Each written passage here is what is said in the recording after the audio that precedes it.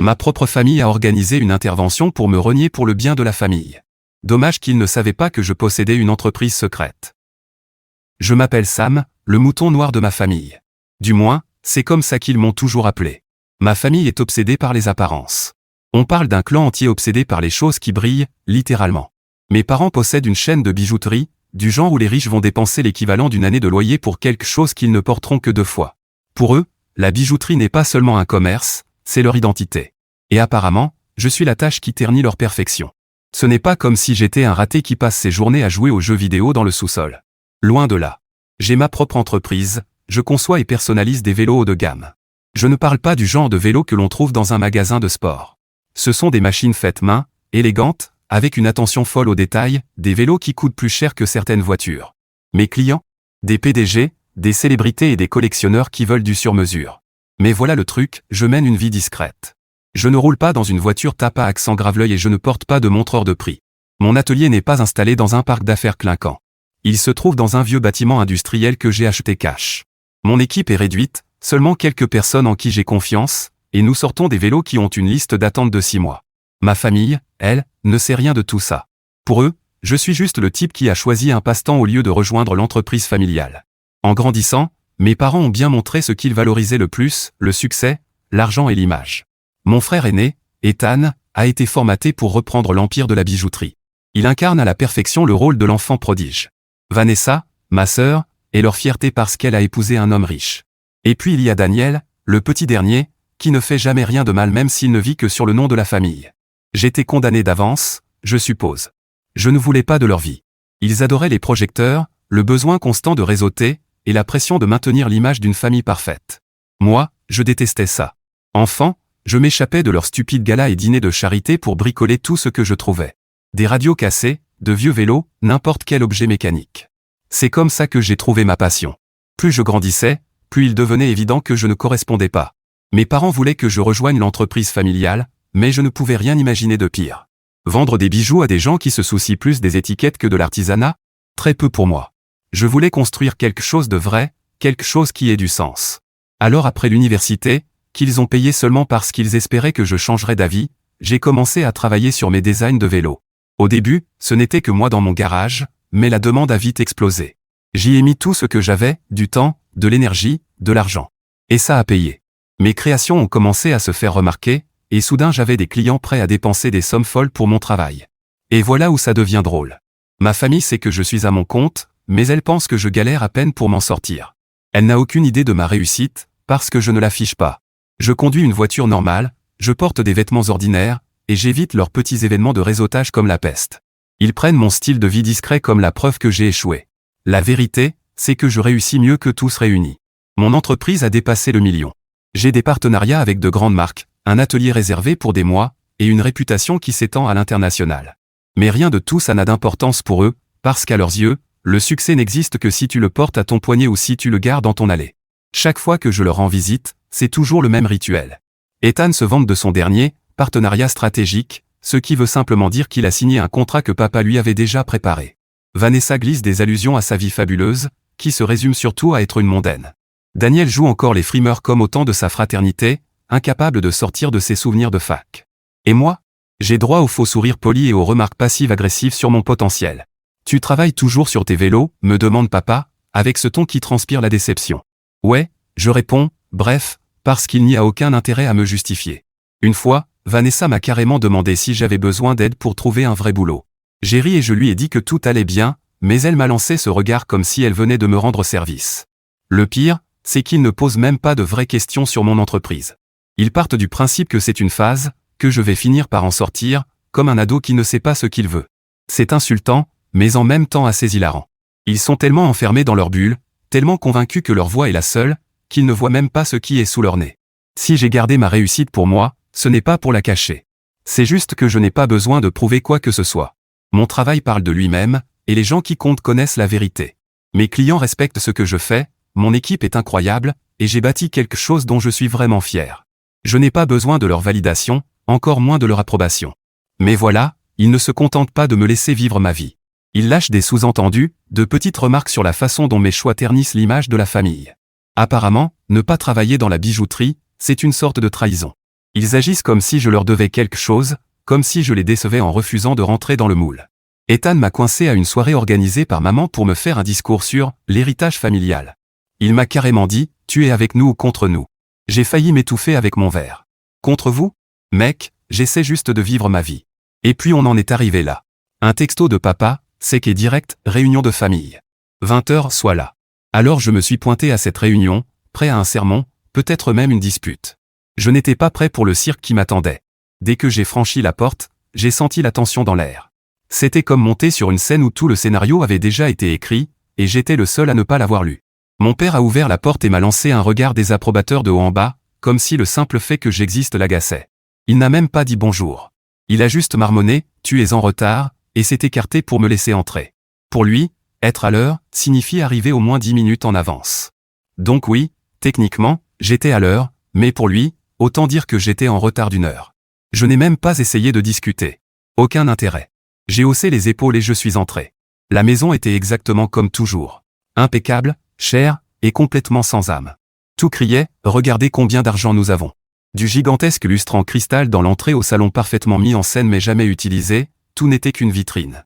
Et en parlant du salon, c'est là que tout le monde était réuni, assis en demi-cercle parfait comme s'il s'apprêtait à donner une conférence de presse. Ethan était d'un côté, vêtu de son habituel costume décontracté comme s'il sortait d'une réunion de conseil. Vanessa était perchée à côté de lui, en train de faire défiler son téléphone, probablement pour faire semblant d'être occupé. Daniel était affalé dans un fauteuil, l'air de n'avoir aucun souci au monde, mais je le connaissais assez pour savoir qu'il se régalait déjà du drame qui allait éclater. Et puis il y avait ma mère, assise un peu en retrait comme une arbitre nerveuse, tordant ses mains et m'adressant ce sourire crispé qu'elle sortait toujours quand les choses allaient devenir inconfortables. Et bien sûr, il y avait ma chaise attitrée, un siège solitaire, placé stratégiquement au centre de la pièce, face à eux tous. C'était tellement évident que c'était un guet-apens que j'ai failli éclater de rire. Failli. Papa n'a pas perdu de temps. Dès que je me suis assis, il a lancé son discours, parlant de l'importance de l'unité familiale et de la préservation de l'héritage. Tout sonnait très officiel, très répété. Ethan a pris le relais à un moment, lâchant des expressions comme stratégie à long terme et image de marque, ce qui m'a fait rouler des yeux si fort que j'ai cru qu'ils allaient rester coincés. Vanessa n'a pas tardé à en rajouter, balançant des remarques sur le fait que mes choix posaient problème et qu'ils rejaillissaient sur la famille entière.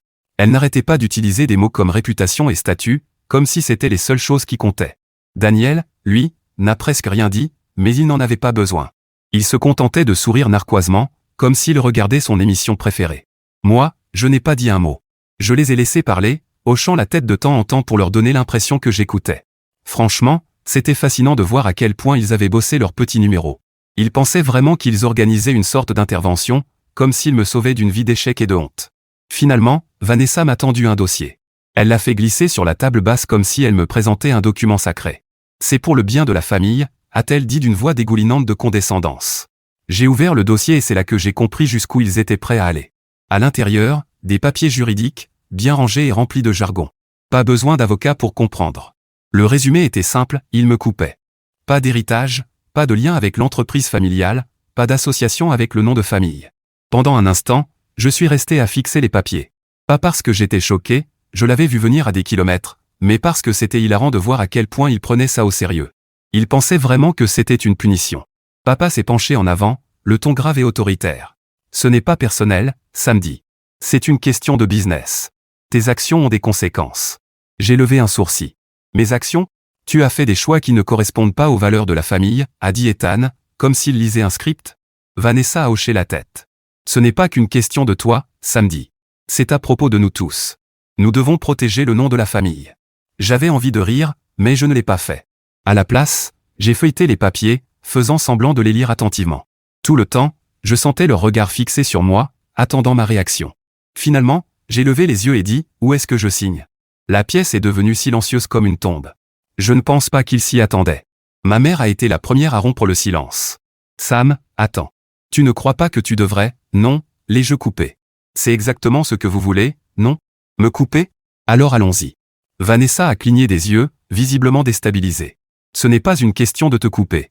C'est une question de poser des limites. Des limites, ai-je répété avec un sourire en coin. Bien sûr. Appelons ça comme ça. Papa a désigné le bas de la page. Signe juste ici. Alors je l'ai fait. J'ai attrapé le stylo, griffonné mon nom en bas, et tendu le dossier à Vanessa. Elle avait l'air de ne pas savoir si elle devait être soulagée ou vexée. C'est tout, ai-je demandé en me levant. Papa a froncé les sourcils. Ce n'est pas une blague, samedi. Un jour, tu comprendras que c'était nécessaire. J'ai hoché la tête, déjà à mi-chemin vers la porte. Ouais. Je vous enverrai une carte de remerciement le jour où ça arrivera. En sortant, je pouvais sentir leurs yeux plantés dans mon dos, mais je ne me suis pas retourné. Ils croyaient faire une déclaration, mais tout ce qu'ils avaient fait, c'était confirmer ce que je savais déjà. Ils ne me comprenaient pas, et ne le feraient jamais. Quand je suis rentré à l'atelier ce soir-là, je ne me suis pas senti triste ni abattu. Honnêtement, je me suis senti soulagé.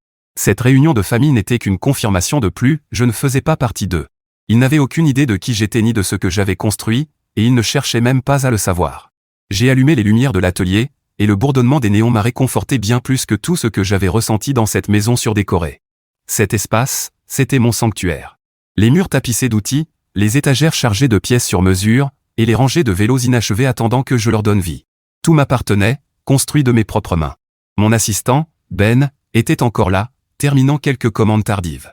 Il a levé la tête quand je suis entré. « Alors, comment ça s'est passé ?» a-t-il demandé en s'essuyant les mains sur un chiffon. « Ils m'ont renié », ai-je dit tranquillement, en posant mon sac sur l'établi. Ben a cligné des yeux. « Attends, genre officiellement ?»« Ouais », ai-je répondu, en attrapant un cadre à moitié fini sur le rack pour inspecter les soudures. J'ai signé les papiers et tout. Je ne fais plus partie de la famille. Il a laissé échapper un sifflement bas. Waouh. Ça va? J'ai haussé les épaules. Franchement, ouais. Ils pensent qu'ils m'ont coupé, mais c'est moi qui l'ai porté émotionnellement depuis des années. Ils m'ont rendu service. Nous avons travaillé en silence un moment, seuls les bruits des outils et le fracas occasionnel du métal emplissaient l'air. C'était paisible, une paix que je n'avais jamais ressentie avec ma famille. Quelques heures plus tard, je me suis connecté au tableau de bord de mon entreprise, et les chiffres m'ont suffi à me faire sourire. Les commandes explosaient. L'un de nos derniers modèles avait fait le buzz sur un site spécialisé en cyclisme et maintenant les gens nous jetaient littéralement de l'argent. Demande sur mesure, commandes en gros de clients internationaux, même des propositions de grandes marques voulant collaborer. C'était grisant, dans le meilleur sens du terme. Ma boîte mail débordait de messages, et même si la plupart étaient liés au business, certains sortaient du lot. Un venait d'un journaliste qui voulait écrire un article sur moi pour un magazine lifestyle. Un autre venait d'un cycliste professionnel qui voulait un vélo personnalisé pour sa prochaine compétition. Et puis il y avait celui qui m'a fait marquer une pause, un client privé offrant une somme absurde pour un design unique. Je me suis adossé à ma chaise et j'ai ri tout seul. Ma famille pensait que je perdais ma vie à bricoler des vélos, mais ce bricolage rapportait plus que leur bijouterie n'en rapporterait jamais. Le truc, c'est que je ne me suis jamais soucié de l'argent. Ne te méprends pas. C'est agréable d'être stable financièrement, de ne pas avoir à s'inquiéter des factures ou des dettes. Mais ce n'était pas la raison pour laquelle j'avais commencé. J'avais commencé parce que j'aimais ça, parce que je voulais créer quelque chose de mes mains, quelque chose de fonctionnel et beau à la fois, quelque chose qui avait du sens. Mais l'argent? C'était un joli bonus. Et le meilleur, c'est qu'il me permettait de continuer à construire sans compromis. Je n'avais de compte à rendre à personne, ni investisseur, ni actionnaire, et certainement pas à ma famille. Le lendemain matin, j'ai retrouvé Josh, mon associé, dans notre dîner préféré. Josh fait partie de ces gens qui ont toujours 10 coups d'avance sur tout le monde. C'est grâce à lui que nous avons pu développer l'entreprise aussi vite. Bon, dit-il en glissant dans la banquette en face de moi, quel est le plan? Le plan pourquoi? Demandai-je en sirotant mon café. Pour gérer ta famille, répondit-il. Ils vont finir par revenir te voir en rampant, tu le sais. Non. Je haussai les épaules. Qu'ils viennent. Je ne vais pas gaspiller mon énergie à m'inquiéter d'eux. J'ai des choses bien plus importantes à gérer. Josh eut un petit sourire en coin. D'accord. En parlant de choses importantes, il faut qu'on parle de ça. Il sortit son ordinateur portable et me montra un mail d'un de nos fournisseurs. Il nous proposait une offre exclusive sur de nouveaux matériaux, mais à condition de s'engager sur une production plus importante que d'habitude. On peut gérer ça? Demandai-je. Facilement, répondit Josh. Avec les commandes qu'on a en attente, on pourrait doubler la production et encore avoir de la marge. C'est une évidence. Fais-le, dis-je. Josh eut un grand sourire. C'est fait. Au fil des semaines, les choses ne faisaient que s'améliorer. L'article dans le magazine est sorti, et ça a tout changé. Le journaliste avait écrit un papier élogieux sur la façon dont j'avais transformé une passion pour les motos en une entreprise florissante, avec des photos de notre atelier et de nos plus belles créations. La réaction fut incroyable. Les commandes ont triplé du jour au lendemain, et nos comptes sur les réseaux sociaux ont explosé en abonnés. Nous avons dû embaucher 2 personnes de plus juste pour suivre le rythme. Ben, qui m'accompagnait depuis les débuts dans le garage, a commencé à former les nouvelles recrues pendant que je me concentrais sur la conception de notre prochain gros projet. C'était épuisant, mais dans le meilleur des sens. De temps en temps, je pensais à ma famille, pas avec tristesse ou nostalgie, mais plutôt par curiosité. Je me demandais s'ils avaient vu l'article ou entendu parler de l'entreprise. Une partie de moi voulait qu'ils sachent, juste pour voir leur tête, mais une autre s'en moquait complètement. J'étais trop occupé à construire quelque chose de réel, quelque chose qu'ils ne comprendraient jamais. Un jour, j'ai reçu un appel d'une entreprise spécialisée dans l'équipement de plein aéro de gamme. Ils voulaient collaborer sur une série limitée de vélos pour leur prochaine collection. C'était le genre de partenariat qui pouvait nous propulser au niveau supérieur, et j'ai accepté sans hésiter. Josh et moi avons passé des semaines à négocier les détails, à travailler tard le soir pour que tout soit parfait. Quand les prototypes furent prêts, je savais qu'on tenait quelque chose de spécial. Le lancement fut un énorme succès. Les vélos se sont vendus en quelques heures, et le buzz autour de cette collaboration nous a placés sur la carte comme jamais auparavant. D'un coup, nous n'étions plus seulement une petite entreprise de niche. Nous étions une marque. Et pendant tout ce temps, silence radio de ma famille. Pas un appel, pas un message, rien. Je ne savais pas s'ils m'ignoraient ou s'ils étaient simplement à côté de la plaque. Dans un cas comme dans l'autre, ça n'avait aucune importance. Leur silence ne dura pourtant pas bien longtemps. Ça a commencé par un texto, il faut qu'on parle. Affaire de famille urgente. Vanessa fut la première à rompre le silence, comme je l'avais deviné. Mes frères et sœurs étaient prévisibles comme ça. Elle avait toujours aimé jouer les médiatrices quand ça chauffait, mais sa version de la paix consistait surtout à se faire passer pour la voix de la raison. J'ai ignoré son message. Puis un autre arriva, cette fois d'Ethan, Sam, retrouvons-nous. Je crois qu'il y a eu un malentendu. J'ai éclaté de rire. Un malentendu? Le même type qui était resté assis bien droit, impeccable, pendant que je signais la renonciation à mon héritage, pensait maintenant qu'il y avait eu une petite incompréhension? Ouais, bien sûr. Je ne lui ai pas répondu non plus. Les messages ont continué à arriver au fil des jours, de plus en plus désespérés. Daniel a fini par s'y mettre aussi, avec son style fainéant habituel, « Yo, t'es là? Y a des trucs. » Poétique, comme toujours.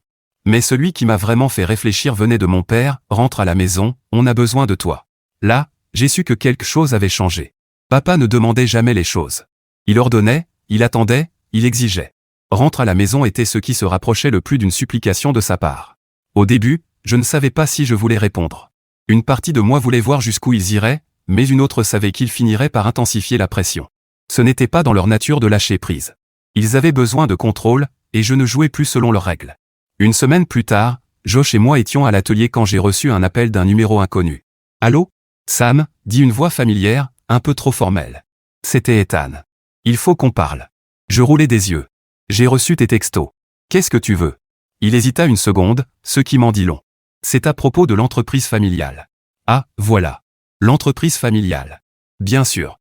On traverse quelques difficultés, admit-il, et je pouvais presque entendre la douleur dans sa voix à prononcer ces mots.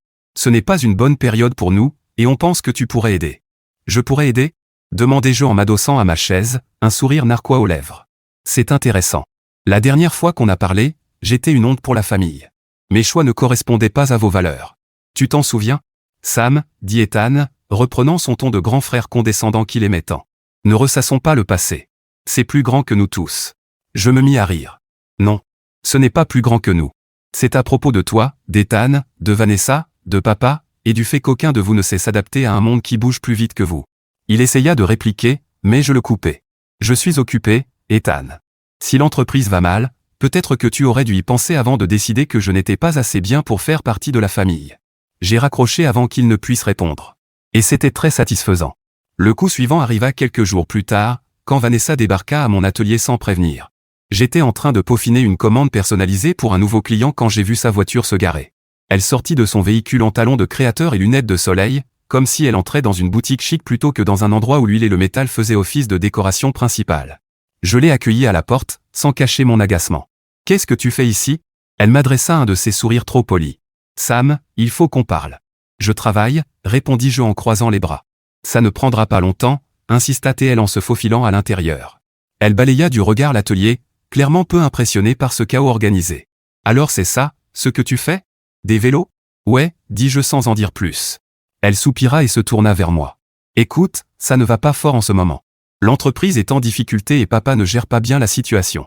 Ethan essaie de maintenir le cap, mais... » Elle laissa sa phrase en suspens, attendant que je saute pour sauver la mise. Je ne bougeais pas. Finalement, elle lâcha « On a besoin de toi, Sam. » Ces mots résonnèrent différemment, mais pas de la façon qu'elle espérait. Pendant des années, j'avais été celui qu'on rejetait, celui qui ne valait pas assez. Et maintenant ? Maintenant, ils avaient besoin de moi. Et qu'est-ce que tu crois que je peux faire, exactement ? Demandai-je en m'adossant contre un établi. Tu as toujours eu de bonnes idées créatives, dit-elle, sur un ton un peu trop mielleux. Et clairement, Tu t'en sors plutôt bien ici. Plutôt bien, dis-je en arquant un sourcil. Elle blêmit, comprenant sa gaffe. Je ne voulais pas dire ça comme ça. Je voulais dire, on est dans la panade, samedi. Le marché change, et on n'a pas su s'adapter assez vite. Les ventes sont en chute, et papa, eh bien, il est trop fier pour admettre qu'on a besoin d'aide. Mais Ethan et moi pensons que tu pourrais apporter quelque chose de nouveau. Je la fixai longuement, laissant ses mots flotter dans l'air. C'était Vanessa. La même personne qui se moquait de mon petit projet, la même qui m'avait dit un jour que je gâchais mon potentiel. Et maintenant, la voilà, me demandant de l'aide. Ça faisait du bien. Qu'on soit clair, dis-je enfin. Tu veux que je revienne pour réparer l'entreprise après tout ce que vous avez fait? Elle hocha la tête. On a fait des erreurs, je l'admets, mais on essaie de se rattraper. J'inclinai la tête, faisant semblant d'y réfléchir. Ouais. Non. Ça va. Le visage de Vanessa se décomposa. Sam, s'il te plaît. Ce n'est pas seulement une question de nous. C'est une question de l'héritage, ton héritage, la corrigez-je. Pas le mien. Moi, j'ai déjà quelque chose dont je suis fier, et ça ne consiste pas à supplier des gens d'acheter des colliers hors de prix. Son masque poli se fissura un instant, laissant apparaître une lueur de frustration. Mais avant qu'elle n'ait le temps de répliquer, j'ouvris la porte et lui fis signe de sortir. Bonne journée, Vanessa.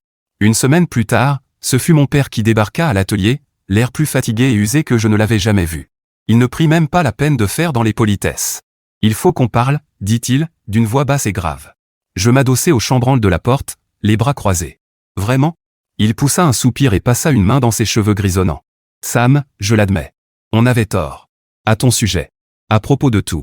L'entreprise est en train de sombrer. Je ne peux pas la sauver. Ton frère non plus. On a besoin de ton aide. Je le fixai longuement, laissant le poids de ses mots s'installer. Cet homme qui avait toujours prêché la fierté et la réputation se tenait là, presque en train de supplier. Je vais y réfléchir, dis-je finalement en m'écartant pour le laisser entrer. Et c'est là que je réalisai que la situation s'était totalement inversée. Quand j'ai dit à mon père que j'allais réfléchir, je n'avais aucune intention de leur faciliter la tâche. S'ils voulaient que je sauve l'entreprise familiale, ils allaient devoir transpirer pour ça. Pour une fois dans leur vie, ils allaient comprendre ce que ça faisait de ne pas avoir toutes les cartes en main. Les jours suivants, je les laissais mijoter. Pas d'appel, pas de message, rien. Je ne les ignorais pas par pure mesquinerie. Bon, peut-être un peu. Mais surtout, je voulais qu'ils réalisent qu'ils n'étaient plus aux commandes. Ils m'avaient renié comme si de rien n'était. Et maintenant, les voilà qui revenaient en rond, désespérés de m'avoir à bord. Pas question de leur rendre la chose facile. Josh, bien sûr, trouvait tout ça hilarant. Attends, résumons, dit-il en s'adossant à l'établi pendant que j'affinais un cadre. Ils ont besoin que tu sauves leur boîte, mais ils ne se sont pas excusés et n'ont même pas admis à quel point ils ont foiré? Exactement, répondis-je avec un sourire en coin. Et tu les laisses juste se débattre dans le vide? Je haussai les épaules. Ça me paraît équitable. Josh éclata de rire. Mec, j'aimerais avoir ta patience. Moi je leur en mettrai plein la figure à chaque occasion. Ne t'inquiète pas, dis-je. Ils vont avoir ce qu'ils méritent, mais ce ne sera pas à leurs conditions. Quelques jours plus tard, Vanessa rappela. Cette fois, je décrochai. Sam, dit-elle, avec un ton excessivement enjoué. Merci d'avoir enfin répondu. Je commençais à croire que tu nous évitais. J'ignorais la provocation. Qu'est-ce que tu veux? Elle hésita, et je voyais bien qu'elle cherchait comment formuler sa requête. Je voulais juste prendre des nouvelles, voir si tu avais réfléchi à, tu sais, aider l'entreprise familiale. J'y ai réfléchi, dis-je. Et j'ai quelques conditions. Silence. D'accord. Quelles conditions? Je veux le contrôle total, répondis-je, savourant l'instant. Voilà l'affaire. Je prends les rênes de l'entreprise. Vous restez comme employé. Pas de titre, pas de pouvoir, juste des exécutants. Vous me rendrez des comptes. Vanessa faillit s'étouffer. Attends, le contrôle total? Sam, c'est non négociable. Je la coupai. Si ça ne te plaît pas, trouvez quelqu'un d'autre pour réparer vos dégâts. Elle bredouilla encore un peu, tenta de discuter, mais je restais inflexible.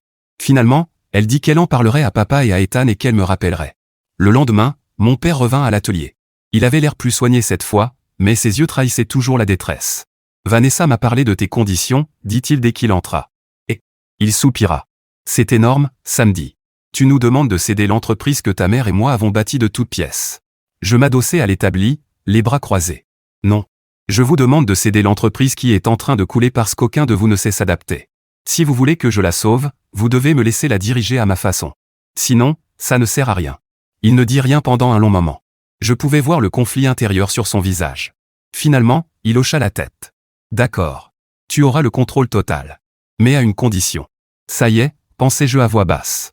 Je veux que tu gardes le nom de la famille attaché à l'entreprise, dit-il. C'est tout ce qu'il nous reste. Je réfléchis un instant. Ce n'était pas une demande déraisonnable, et honnêtement, le nom m'était égal. Marché conclu, dis-je. Les choses sérieuses commencèrent quand la famille signa, à contre-cœur, mon accès au contrôle total. Je ne perdis pas une minute à m'y plonger. S'ils pensaient que ça allait être une transition lente et douce, avec débat et contestation, ils se trompaient lourdement. Ce n'était pas une démocratie, c'était une dictature. Et c'était moi qui tenais les rênes. La première chose que je fis une fois aux commandes fut de démanteler leur précieuse hiérarchie. Ethan gérait les opérations comme s'il passait un casting pour une émission de télé-réalité sur les dirigeants incompétents. Son idée du leadership consistait à hurler sur les gens quand ça allait mal et à récolter les lauriers quand ça allait bien. C'était fini, ça. Je convoquai une réunion générale au siège. Tous les managers, chefs de service et employés clés étaient invités. Ma famille était là aussi, mal à l'aise, assise de côté comme des gosses attendant de se faire gronder par le proviseur. Bon, commençai-je en me plaçant en tête de table. Mettons les choses au clair. L'ancienne façon de faire est morte. À partir de maintenant, cette entreprise ne tournera que sur les résultats, pas sur le népotisme. Quelques regards inquiets se posèrent sur Ethan, qui me fusillait du regard comme si je venais d'insulter toute son existence. Je pointai le tableau blanc derrière moi, où j'avais tracé une stratégie claire. On va tout rationaliser. Plus de budget gonflé, plus de frais inutiles, plus de pratiques dépassées. Si vous avez des idées, je veux les entendre. Si vous étiez coincé sous des couches de bureaucratie, c'est terminé. C'est votre chance de montrer ce dont vous êtes capable. Une des managers leva la main. Et la famille ? Je souris. Ils seront soumis aux mêmes critères que tout le monde. Pas d'exception. Ethan ricana, mais je l'ignorais. Vanessa avait l'air de vouloir disparaître sous la table, et Daniel somnolait à moitié. Fidèle à lui-même. Ensuite, j'ai attaqué les magasins. La moitié d'entre eux perdaient de l'argent parce qu'ils n'avaient pas été modernisés depuis des décennies. Les présentoirs étaient fatigués, les agencements déroutants, et le personnel avait l'air d'attendre qu'on vienne les achever. J'ai fermé immédiatement les sites les moins performants. Certains employés étaient déçus, ce que je comprenais, mais j'ai tenu à leur offrir des indemnités de départ et une aide au reclassement. Il ne s'agissait pas de punir qui que ce soit. Il s'agissait de sauver l'entreprise. Les magasins restants, eux, ont été entièrement rénovés. J'ai fait appel à des designers pour moderniser les espaces, les transformant en showrooms minimalistes et élégants qui mettaient en avant les produits plutôt que des tactiques de vente tape à accent grave-l'œil. J'ai aussi introduit un nouveau système d'inventaire qui facilitait la navigation et l'achat pour les clients, que ce soit en magasin ou en ligne. En parlant d'en ligne, c'était un autre domaine où l'entreprise échouait complètement. Leur site web semblait figé en 2005, avec une navigation maladroite et des photos floues. J'ai tout supprimé et engagé une équipe de développeurs pour créer un site entièrement neuf. Il était rapide, convivial et optimisé pour le mobile. En quelques semaines après son lancement, les ventes en ligne ont explosé. Ensuite est venue la question de la gamme de produits. C'est là que j'ai vraiment marqué l'entreprise de mon empreinte. Pendant des années, la société avait produit les mêmes vieux modèles, des bijoux voyants et hors de prix destinés à une clientèle vieillissante. Ça convenait aux plus âgés, mais ça ignorait complètement les jeunes clients qui voulaient quelque chose de frais et moderne. J'ai introduit une nouvelle collection axée sur des designs minimalistes et durables. Imaginez des pièces élégantes fabriquées à partir de matériaux recyclés, avec un accent sur l'artisanat et une histoire à raconter. Chaque pièce était accompagnée d'une carte expliquant l'origine des matériaux et la manière dont ils avaient été réutilisés. Ce fut un succès. Les gens adoraient l'idée de posséder quelque chose d'unique qui ne se faisait pas au détriment de l'environnement. Au début, Vanessa détestait l'idée. Elle soutenait que c'était trop risqué et que ce n'était pas ce que nos clients attendaient. Mais lorsque les chiffres ont commencé à tomber, elle a dû admettre que j'avais raison. Bien sûr, tout ne s'est pas déroulé sans accroc. J'ai dû faire face à de nombreuses résistances, principalement de ma propre famille. Ethan, en particulier, semblait déterminé à me saper à chaque occasion. Après les réunions, il me prenait à part pour me dire des choses du genre « Tu es sûr que c'est la bonne décision ? Je veux dire, tu es nouveau à ce niveau de gestion. » Je me contentais de sourire et de répondre « Tu es libre de te retirer si tu penses ne pas pouvoir gérer les changements. » En général, ça le faisait taire. Et Daniel ? Franchement, je ne savais même pas ce qu'il faisait la plupart du temps. Il arrivait en retard aux réunions, quand il se présentait, et n'apportait aucune contribution. Je lui ai finalement confié un rôle mineur, la gestion des réseaux sociaux de l'entreprise, ce qui l'occupait suffisamment sans causer de vrais dégâts. Malgré les défis, les résultats parlaient d'eux-mêmes. En 6 mois, l'entreprise était méconnaissable, dans le bon sens. Les ventes grimpaient partout, les nouvelles lignes de produits recevaient des critiques élogieuses, et nous commencions même à attirer une clientèle plus jeune et plus technophile. Le meilleur dans tout ça ? Ma famille commençait à ressentir le changement de pouvoir. Eux qui avaient toujours été au sommet de la chaîne alimentaire, ils n'étaient désormais que des employés comme les autres. Ils me répondaient. Un jour, j'ai convoqué une réunion juste entre nous 4, moi, papa, Ethan et Vanessa. Je voulais m'assurer qu'ils comprenaient bien la situation. Soyons clairs, dis-je en m'adossant à ma chaise. Cette entreprise m'appartient désormais.